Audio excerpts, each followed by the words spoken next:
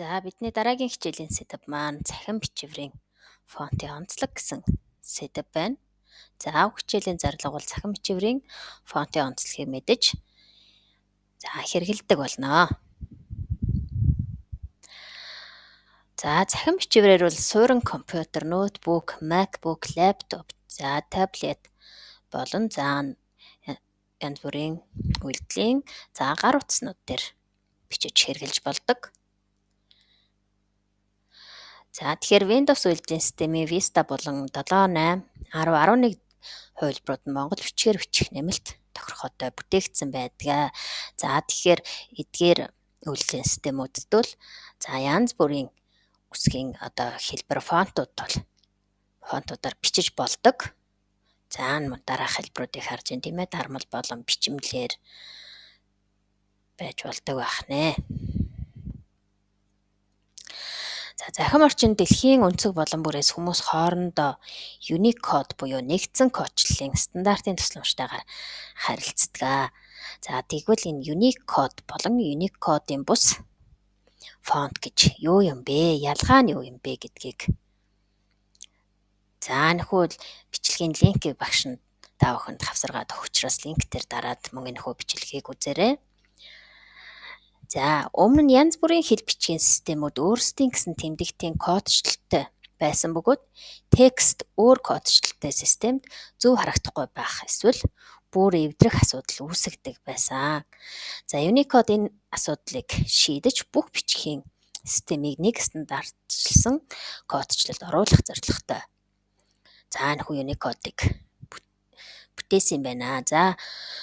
Mongolian Byte фонт нь Windows үйлдвэрлэлийн системд анхдагчаар суудаг бөгөөд монгол бичгийг Unicode стандартын дагуу дүрслэхт зориулттай ийм фонт. Тэгэхээр энэ нь монгол хэлний уламжлалт босоо бичгийг компьютер зөв харуулах чухал хэрэгсэл болдог. Тэгэхээр монгол бичгийн Unicode-ийн фонт бол нөхөө Mongolian Byte байх нэ. Ихэнх утаснууд монгол бичгийн Unicode-ыг дэмждэг стандарт фонттой ирдэг. Тиймээс танд нэмэлт фонт суулгах шаардлагагүй байж магадгүй. Тэгэхээр эхлээд утсан дээрээ монгол бичгийн гарыг идэвхжүүлээд үзээрэй.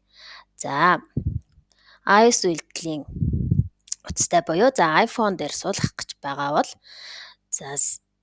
утасныхаа Settings, General, Keyboard, Add New Keyboard, Mongolian Script гэсэн нөхөө дарааллаар тохиргоог хийгээд үзээрэй. Хэрвээ Android үйлдвэрлэлийн системтэй утастай бол мөн утасныхаа Settings цэс рүү ороод General Management, Language and Input, Virtual Keyboard, Samsung Keyboard, Languages and Types, Manage Input, Languages, Mongolian гэсэн энэхүү дарааллаар тохиргоо хийгээд үзээрэй. Ихэнх утсанд бол энэ тохиргоонууд байгаа.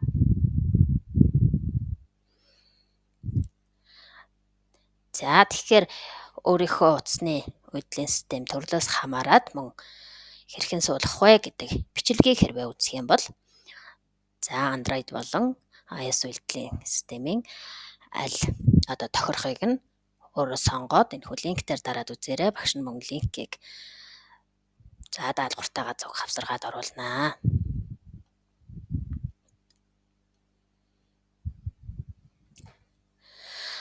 Мөн энэхүү keyboard-оо солихоос гадна гар утсанд суулгаж болох бичгийн хэрэглүүрүүд буюу аппликейшнууд түгээмэл байдаг. Эдгээрээс мөн та бүхэн утсан дээрээ App Store болон Play Store-оос хайгаад утсан дээрээ суулгаад ашиглаад үзээрэй. Оюун хэрэглүүр гэж байна. Z Монгол гэж байгаа. Мөн чимээ аппликейшн. Эдгээрийг бол монгол бичгээр захимд бичиж байгаа хүмүүс бол түгээмэл ашигладаг.